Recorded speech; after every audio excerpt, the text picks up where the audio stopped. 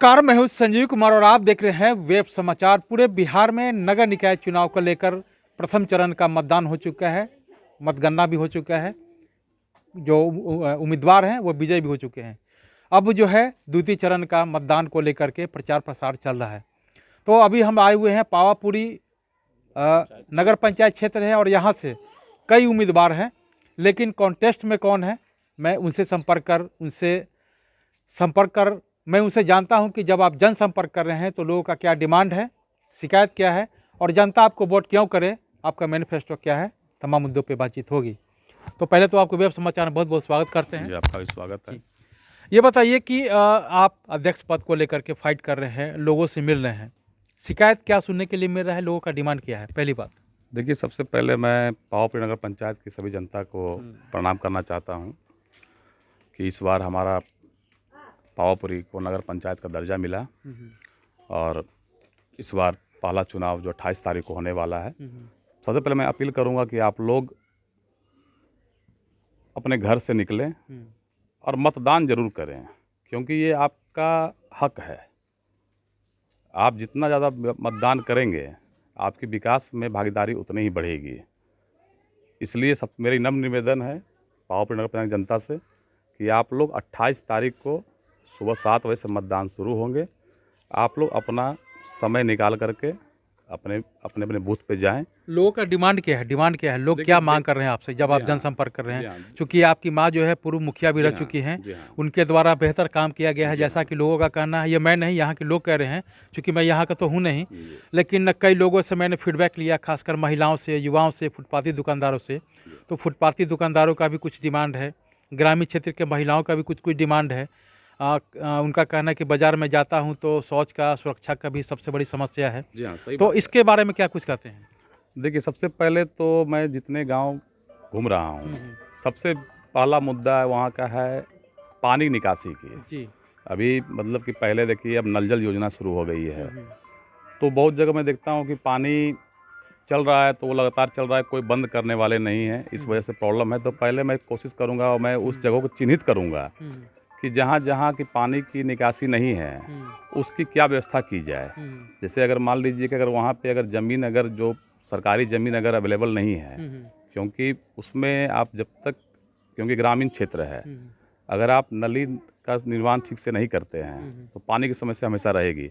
तो मैं नली, सोख्ता, सबसे अच्छा एक अभी क्या है कि आप सोख्ता बनाने पर ज़्यादा ध्यान दें। उससे क्या होगा, जो हमारा जो भी वाटर लेवल बहुत नीचे जा रहा है, जो आने वाले समय में ये बहुत बड़ी समस्या होने वाली है। जैसे आप अभी महाराष्ट्र देख लीजिए, आप चले जाइए बेंगलोर चले जाइए, चेन्नई चले जाइए, जहाँ पानी की बहुत बड़ी समस्या है। तो अगर आप सोख्ता के लिए प्रोत्साहित करते हैं तो उससे क्या है कि हमारा कि बल्कि वाटर लेवल है वो मेंटेन रहेगा और आपको झगड़ा पानी की निकासी स्वतः ख़त्म हो जाएगी।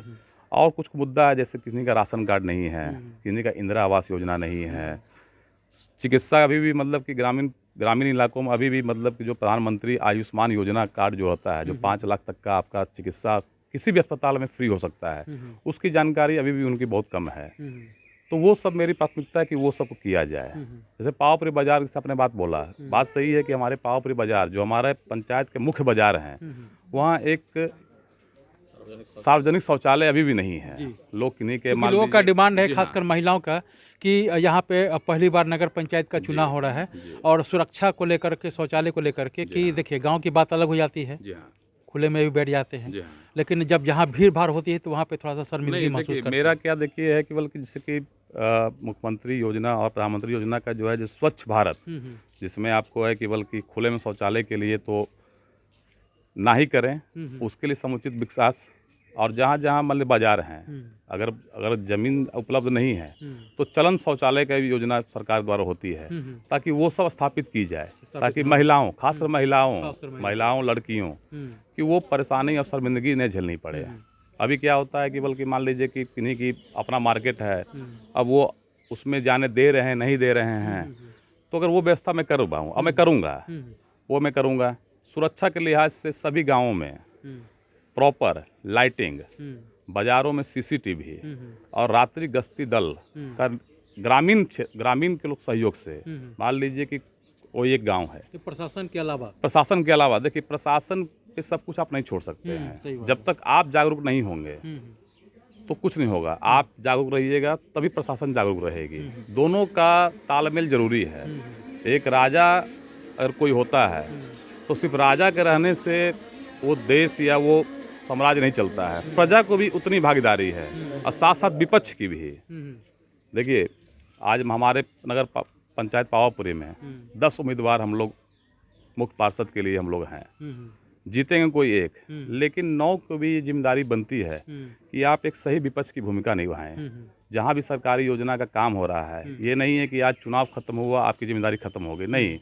आने वाले 5 साल तक आपकी ये जिम्मेदारी होनी चाहिए, क्योंकि जनता के बीच में सब जा रहे हैं, मैं भी जा रहा हूँ और जितने प्रत्याशी सब जा रहे हैं। अभी सब वादे कर रहे हैं कि मैं आपका राशन कार्ड बनवा दूंगा, मैं आपका ये करवा दूंगा, वो करवा दूंगा। जीतेंगे कोई एक, इसको तो आपकी जिम्मेदारी है कि आप जो जनता से वादा किए हैं उसको आप पूरा करवाने का भी आपका ही लक्ष्य होना चाहिए। सही बात। अच्छा, फुटपाती दुकानदारों से भी हमने चर्चा किया कि इस बार नगर पंचायत का चुनाव हो रहा है, आप लोग क्या चाहते हैं? तो उनका कहना है कि एक वेंडर जोन होना चाहिए, अस्थायी रूप से होना चाहिए। बिल्कुल। देखिए अभी पावापुरी बाजार में खास करके अभी कोई ऐसी व्यवस्था नहीं है कि जहाँ फुटपाथी दुकानदार कहीं भी अपना स्वतंत्र होकर के अपना व्यापार चला सके। तो मेरी कोशिश है ये कि बल्कि ऐसे स्थान को चिन्हित किया जाए कि वहाँ पे आप अपना फुटपाथी सामान अपना आप जो भी करते हैं, सब्जी है, जैसे हाट जो करते हैं ग्रामीण परिवेश में हाट। हमारे बिहार में अभी भी हाट की चलन बहुत कम है। आप झारखंड चले जाइए, आप दिल्ली चले जाइए, वहाँ हाट का चलन ज़्यादा है। ताकि मैं चाहूँगा कि वो हाट का चलन यहाँ भी फिर से चालू हो। जैसे अभी भी गाँव की जीविका दीदी लोग अभी भी मसाला पापड़ बनाते हैं, लेकिन उनको बाजार नहीं मिल पाता है। तो मेरी ये वादा है आपसे कि बल्कि मैं जीविका दीदी आंगनवाड़ी है उनके लिए भी बाजार में आपको जगह में दिला पाऊँ, ताकि आपको जाना ना पड़े।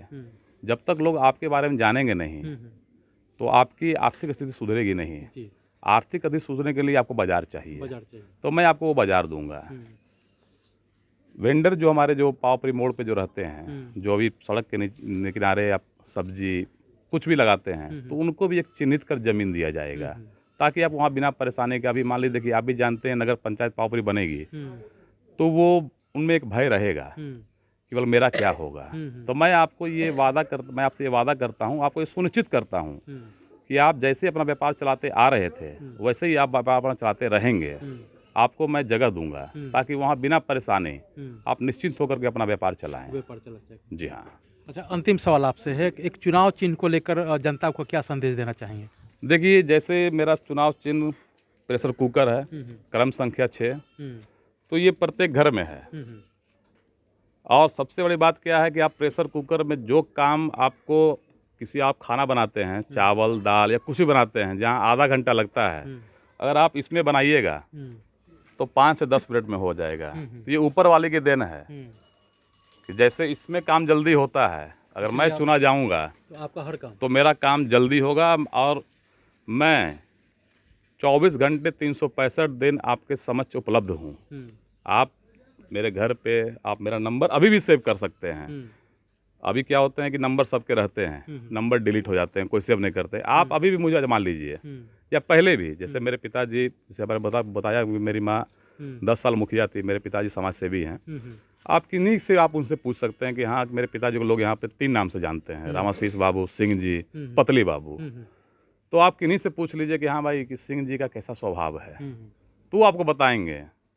तो मैं आपको ये विश्वास दिलाता हूँ कि मैं वही सिंह जी, रामाशीष बाबू का और कुंती देवी का पुत्र हूँ, और वही संस्कार हमारे अंदर हैं। जो हमें जानते हैं वो आपको बता सकते हैं।